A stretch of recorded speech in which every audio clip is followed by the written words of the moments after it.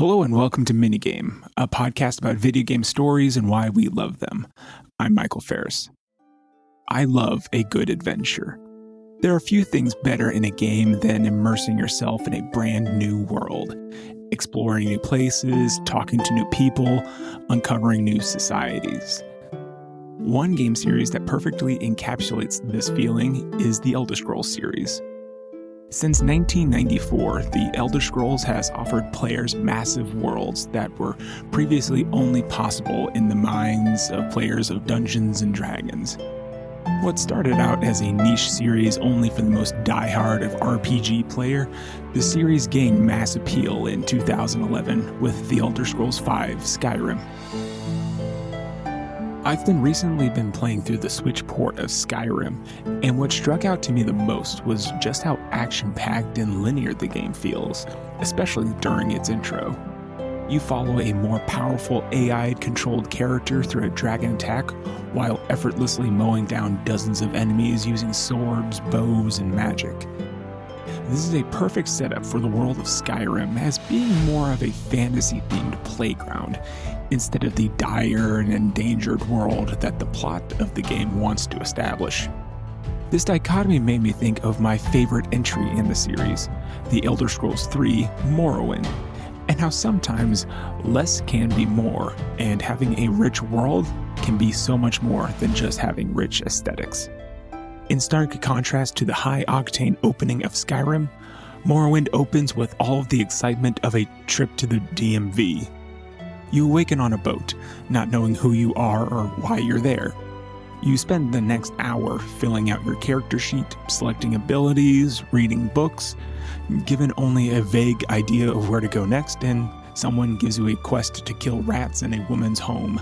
It is the biggest cliche in the role-playing genre. But it's the small details that makes this world feel so much bigger and more of an adventure than Skyrim. Dialogue in role-playing games is really difficult to pull off effectively. You have either the BioWare school of dialogue that is more just selecting options based on the kind of emotion you want to convey, or you have the modern Bethesda school of dialogue in which you have a defined list of options you can select. Morrowind does something unique. Instead of just selecting what you want to say, you choose a topic of discussion and hear what they have to say about them. Ask some rando on the streets about some magical or political intrigue, and you'll likely just get blown off or referred to someone who would know better. Because of this, you have to pay attention to whom you are talking to in order to get the information that you need. Unlike in Skyrim, where you can only have conversations with characters that the game has predetermined are worth having conversations with, and what you can say to them has also been predetermined.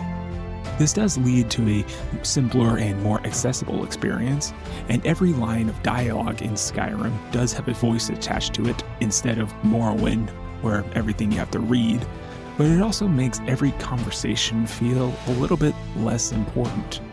Everyone I've watched play Skyrim just buzzes through the dialogue at the speed of light, so that the quest log can be updated, and the map can be updated with your new waypoint marker telling you where to go. Do this in Morrowind, and the game is barely playable. You need to actively pay attention to what you are being told. Even the act of asking a character to repeat themselves can lead to them being annoyed with you so much that they just stop answering your questions. Navigation overall in Morrowind is stronger, despite having a comparatively small and ugly environment. Morrowind came out in a time long before the ubiquitous on-screen objective marker told players where exactly they needed to go and what to do when you got there. Because of this, just like having to pay attention to the dialogue, you need to pay attention to the environment. Early in my quest in Morrowind, I was tasked with doing a pretty simple dungeon raid. Find some bad guys and take them down. Easy peasy. In Skyrim, this would just pop up the location of the dungeon on your map. You would likely just fast travel to the closest location you can, kill the bad guys, and fast travel directly back to the quest giver. Simple, easy, and quick. In Morrowind, nothing is on the map. The quest giver told me to head south. After a while, I would find a river. Go upstream until you reach a bridge connecting two cities. Head in another direction perpendicular to the bridge, and after a while, I would find a small camp, and close to that would be my quarry. The Skyrim version of this quest would take about 5 to 10 minutes and gain me a little XP and gold. In Morrowind, this quest took me about 40 minutes. Now, this time difference was not just a complete waste of time. I actually learned a lot on this quest. I learned the name and location of a prominent river, the location of two cities, a way to reach both of those cities, met some useful characters, and the location of a camp if I ever needed to rest and I was in the area. Almost every bit of this information came in handy later on in the game. When all is said and done, the world of Skyrim was made for players of a video game. Convenient, easy, and a ton of fun. You are the most important person in the world of Skyrim. Without you, the world would cease to exist. The world of Morrowind exists regardless of the player's actions. It existed long before you arrived and continues long after your character dies.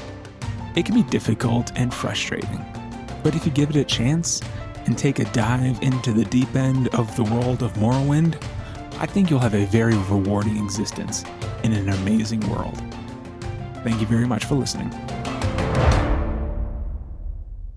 Executive producer of the Lore Party Podcast Network is Abu Zafar.